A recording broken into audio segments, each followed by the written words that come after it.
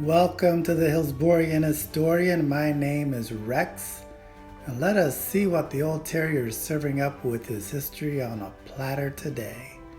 Today's topic is the Clock Tower. In the late 1920s, as the Big Red is being built, the land boom had already turned into a land bust. So in the fall of 1928, when classes began, there were no clocks in the tower. For 2 decades, there was just this white block where the clocks would be. The Depression and World War II passed, however, and the economy in America boomed. A memorial committee was established to honor the fallen terriers of the great battles of World War II. At one point, the committee sponsored country singer Eddie Arnold at the Armory. Eventually, even money that was intended for the stained glass windows was diverted to the cause of the memorial clocks. Money was raised, and on June 3, 1949, a dedication was held for the memorial clock and the Roll of Honor plaque. This was an iconic day for the Big Red. Today it is difficult to imagine HHS without clocks in the tower.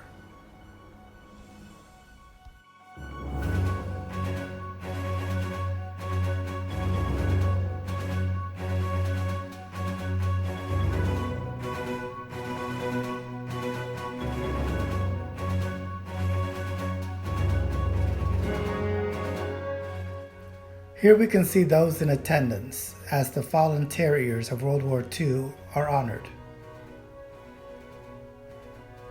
The man leading the band is Amado Delgado, head of the HHS music department.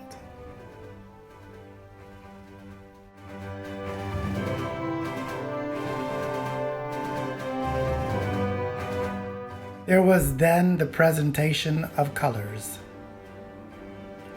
The man on the right of this picture is Vivian Gaither, and to his left is Reverend Pendergrass, who will give the invocation.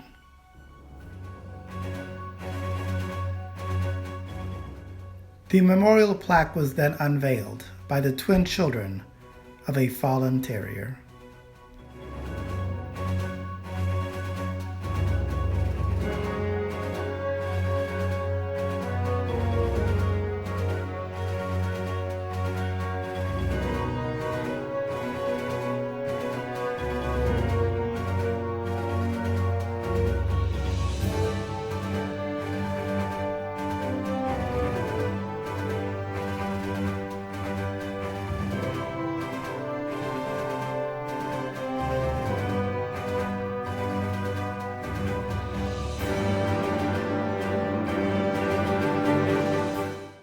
It seems like it was a beautiful day out. Here you can see the 48-star flag as it flaps in the wind.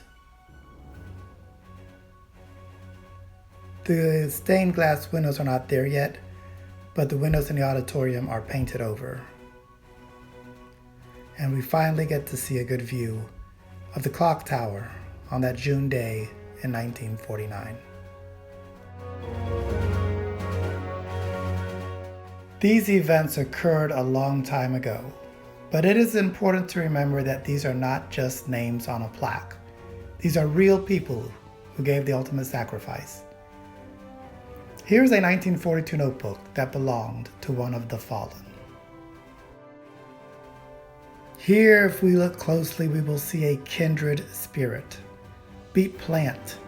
To hell with probation. Alongside Terrier Pride, we can see a C+ student borrowing notes from a girl. He goes on to talk about being in Delgado's band and not having a date.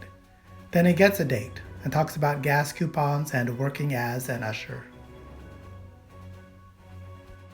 He saved a red and black newspaper showing how HHS was helping in the war effort, and he even had a pinup girl.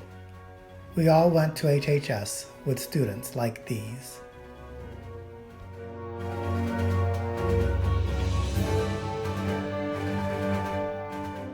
Years later, in the late 50s, a famous prank occurred when students played Little Richard's Long Tall Sally across the Clocktower speakers.